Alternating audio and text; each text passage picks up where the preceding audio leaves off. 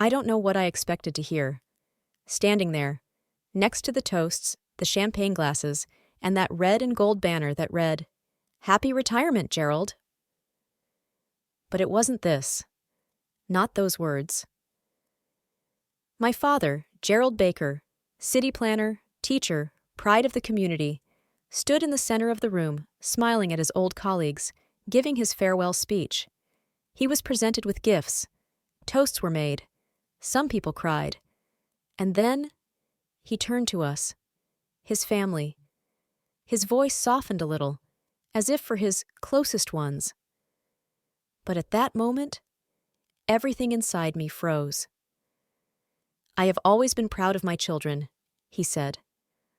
"Although, to be honest, one of them turned out to be the biggest failure of my life." Laughter, light, nervous. Some took it as a joke, but not me, because I knew exactly who he was talking about. I stood next to my brother, holding a glass of white wine, trying, with all my might, not to tremble. Even now, even after everything, part of me still wanted him to be proud of me, to see me, to understand.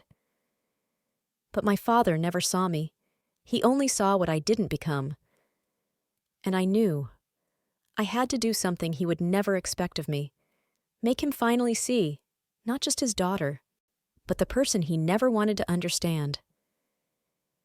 That night, while everyone was still celebrating and my glass was empty, I walked to the car. I took out the box that had been waiting for this moment for more than 20 years. The box smelled of cardboard, time, and fear. I held it in front of me as if it weighed half the world.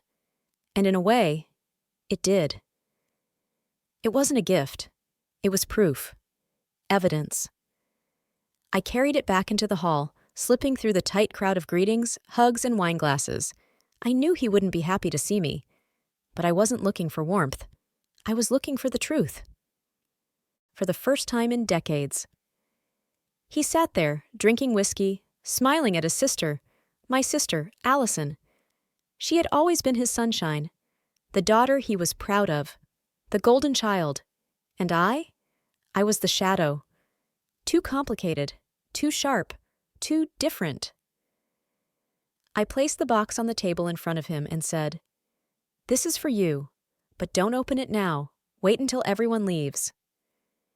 He didn't even look me in the eye. He just nodded. Like he was serving someone, like someone who brings napkins, not their history.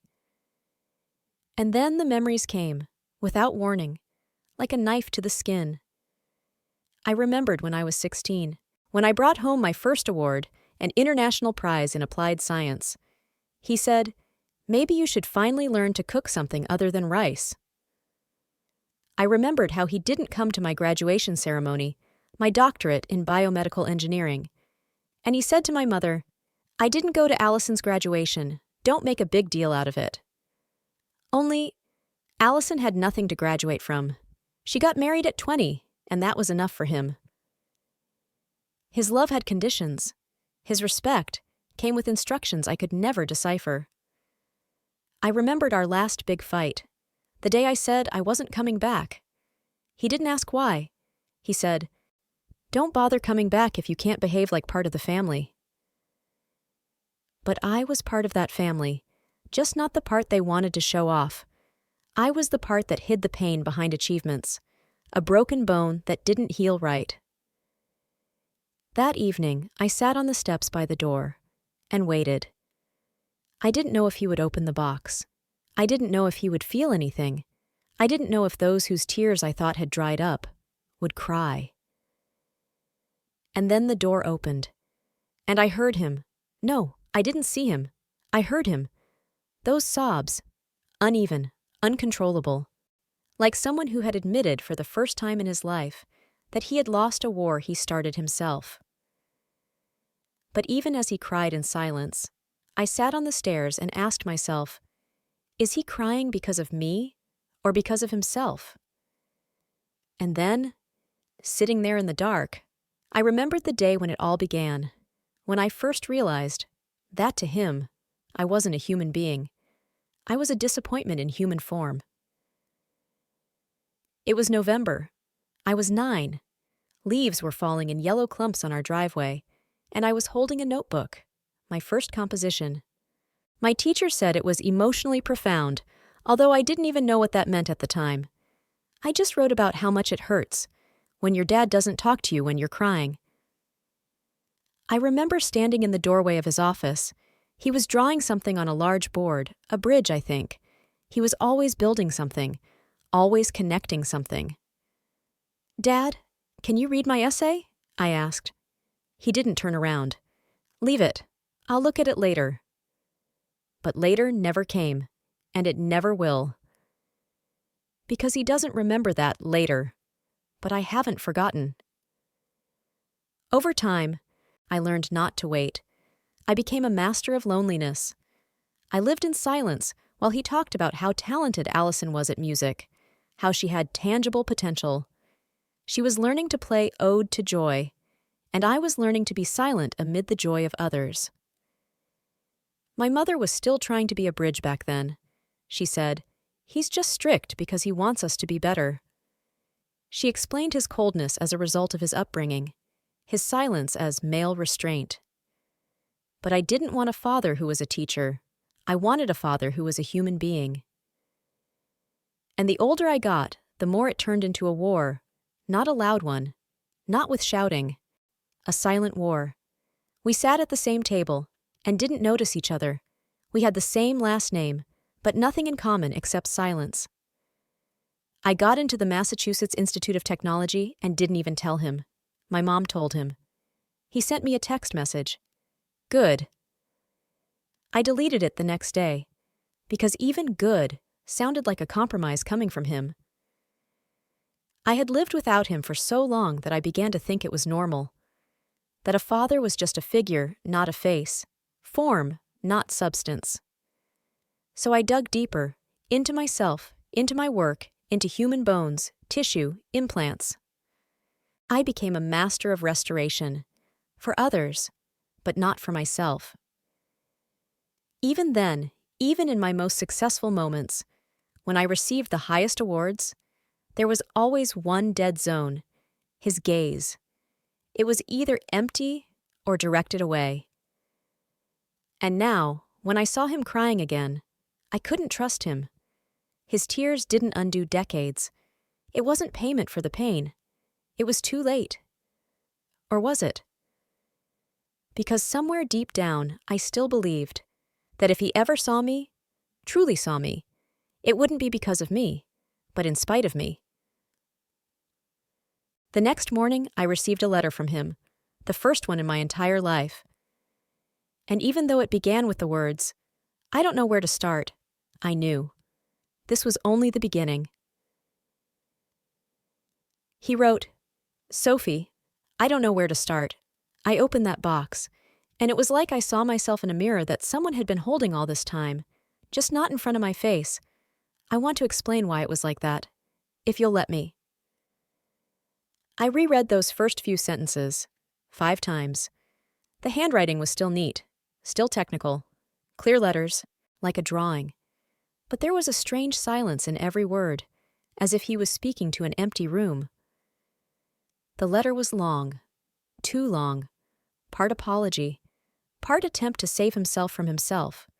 He wrote that he felt like an incompetent father with me, because he didn't know what to do with such intelligence. That Allison understood him, but I didn't.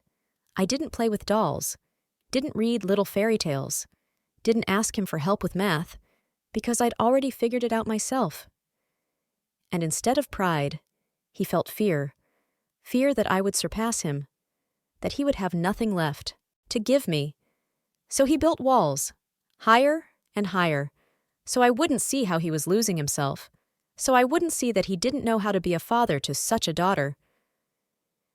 I didn't know what was scarier, that he admitted it, or that it was true. Because part of me always thought, maybe I really am difficult? Maybe I'm too logical, too collected, too unnecessary to him? Just the way I am. But something in that letter began to change the landscape inside me, Not because he explained everything, but because, for the first time, he wanted to. And yet, not a word about what was in the box. Not a hint. No thank you. No analysis. As if it was too much. As if he didn't know how to talk about it. Or didn't want to. And I waited. Because the box wasn't just an object. It was my cry. My story. Broken down into pieces. Memories. Objects. And if he wasn't ready to talk about that, then all the words were meaningless. I held the letter in my hands, and my fingers were shaking. For the first time in a long time, it wasn't out of anger. It was because a dangerous emotion was beginning to surface. Hope. But I knew, if he wanted dialogue, real dialogue, he had to open the box a second time, and this time, out loud.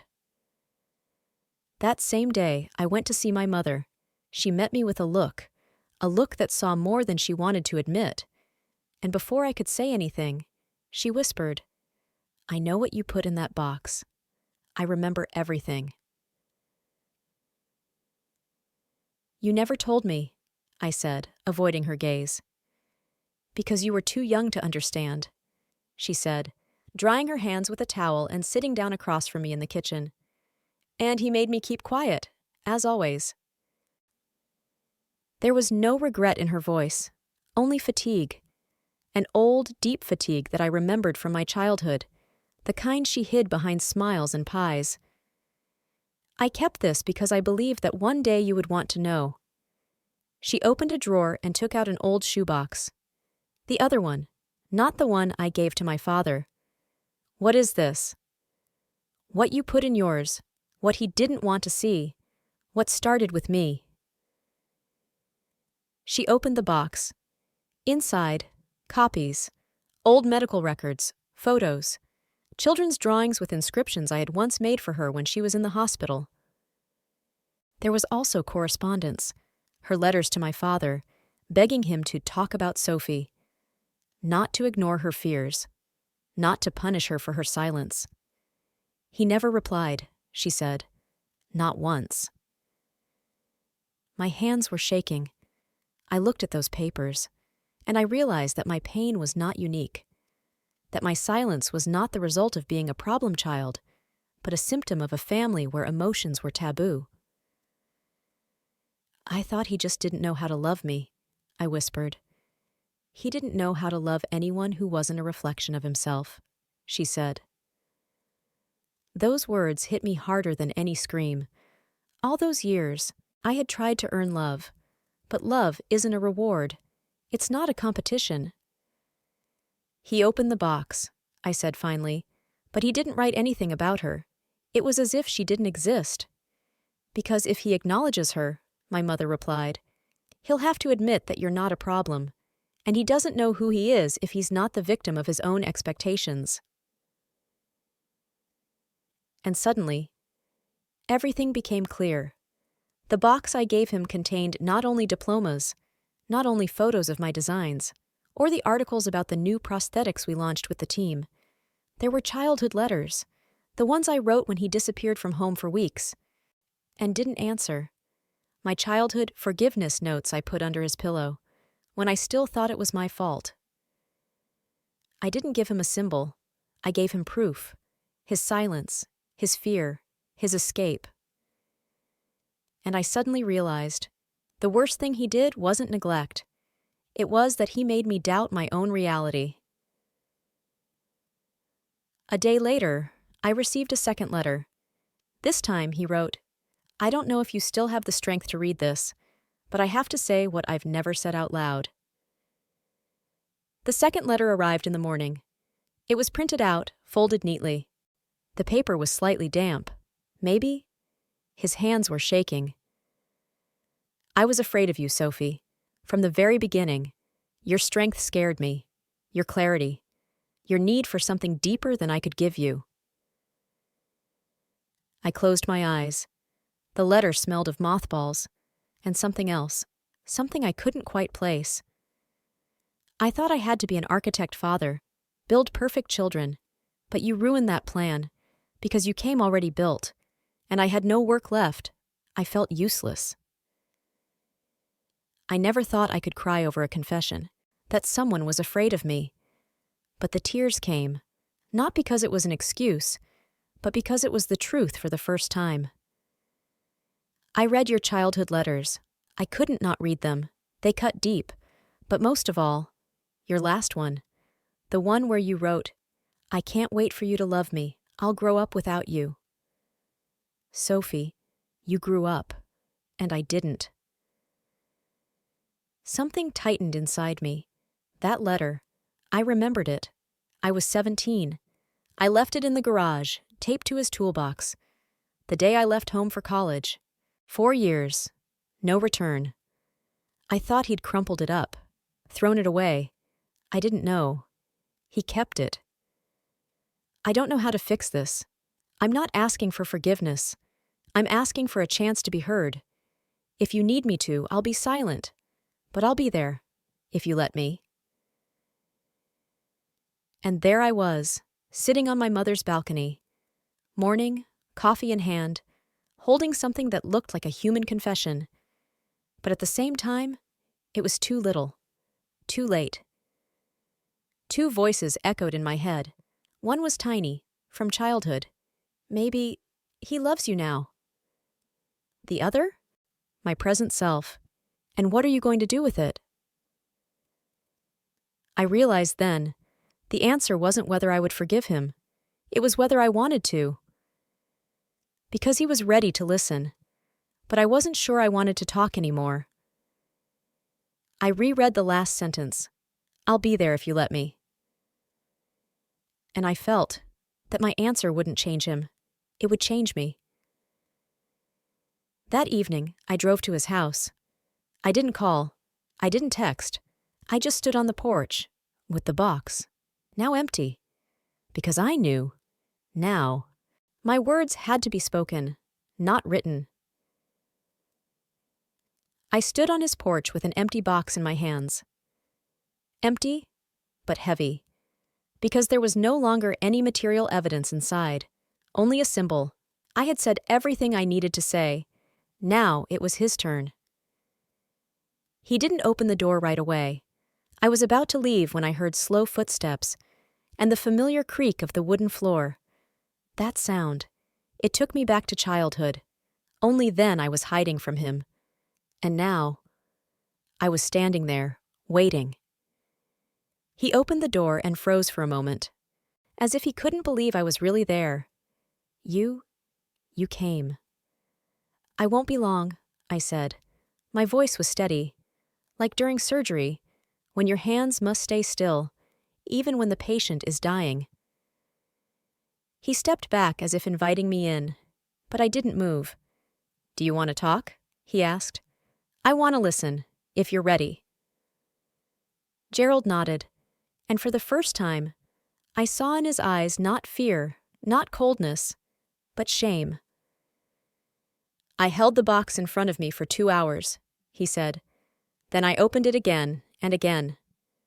He lowered his gaze. "You collected years, all the moments I tried to forget." "I didn't collect them," I replied. "I never let them go." Silence hung between us like an old rope, taut, cracked, but not yet broken.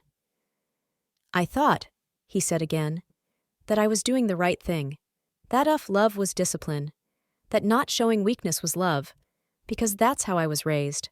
But I see now, I didn't pass on strength, I passed on emptiness." I wanted to shout, "Now you see, after everything?" But I didn't, because this wasn't a victory. It was exhaustion. "I want you to know," he continued, "I don't expect us to become a normal family. I don't even know what that means. But if there's a chance, I want to learn, even from you." Those words weren't perfect. They didn't save the past. But there was something new in them, a willingness not to run away. "Do you still have my box?" I asked. "Yes." "Don't hide it. Don't put it in the attic. Look at it when you want to forget. It's not about me. It's about you." Because a real gift isn't what you leave behind. It's what someone is forced to see in themselves when you're gone. I left his house not with peace, but with emptiness. But for the first time, that emptiness didn't scare me, because it was a place for something new.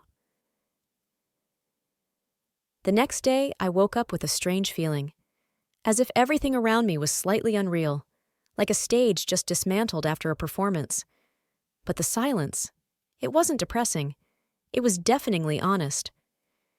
I went to the lab early. Graphs, meetings, routine. I could have lost myself again, but something inside me refused to run anymore. Between meetings, I checked my email. It was from Allison. Mom said you were at his place. He looked different. I don't know what you did, but he's quiet and listening. That's new. Can we meet up?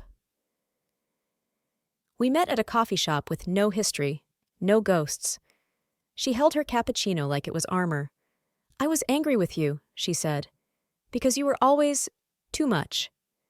Too strong, too loud, too unbreakable. I thought it was manipulation, she continued, but it was survival. She wasn't defending him. She was deconstructing herself. And I saw, we weren't enemies, just daughters of the same silence. He reads your letters, she said. Every day. Just sitting there at the kitchen table. No distractions, just paper and consequence. I didn't know if it meant anything had changed, but I knew one thing. I wasn't living for him anymore. And maybe that's why he finally started to see me. I looked at Allison, and for the first time, I didn't see his reflection. I saw her. That evening, I received another message. I found something in the box that I didn't see at first. It was at the bottom. Can I come over? I was standing in the kitchen, cutting a lemon. No particular reason, just to keep my hands busy. Then the doorbell rang. He had arrived, without warning, but not like before. Not with a "I did everything right" look in his eyes, but with a "I'm finally listening" look. He was holding a small piece of paper in his hands. It was slightly yellowed. I recognized it immediately. I had written it when I was 9. Folded it. Hid it under the lining of a box when I didn't yet know what forgiveness was, but already knew what emptiness was. I didn't see it right away, he said. It was there, at the very bottom, almost worn away. I was silent. You wrote then, "If you don't love me, I'll still love you," but quietly. He paused. I could see how hard it was for him, how all these words were new and awkward, as if he had just learned to walk. I didn't deserve those words, he whispered, and I don't deserve them now. It's not about deserving, I replied. It's about choice, and you never chose me. His shoulders slumped, not like a defeated man, like a man who had stopped wearing armor. I don't know how to be a father to you right now, he said, but I want to learn, even if it takes everything I have left. I looked at him, for the first time without anger, without defensiveness, just as a woman who no longer expects love, but doesn't close the door on the truth. You know, I said, maybe we won't build a bridge. Maybe it will be a pier, with each of us looking in our own direction. But maybe that's enough. He nodded. I won't pressure you. I just wanted you to know that I found that letter, and it meant more than all my words ever could. We drank tea in silence, and in that silence, there was no anger, there were no hard feelings, just space. And only when he left did I suddenly realize the whole story wasn't about him. It had always been about me. That evening, I opened my laptop and started writing. Not a letter, not another reply, but something I had been afraid of my whole life, my own story, unedited, unapproved, without my parents' permission. I sat at the table and wrote. Not a report, not a scientific article, not even another grant application. I wrote my story. The lines came slowly, without pathos, without a plan, just a voice, my own. Without an editor in my head, without my father's. No, not like that.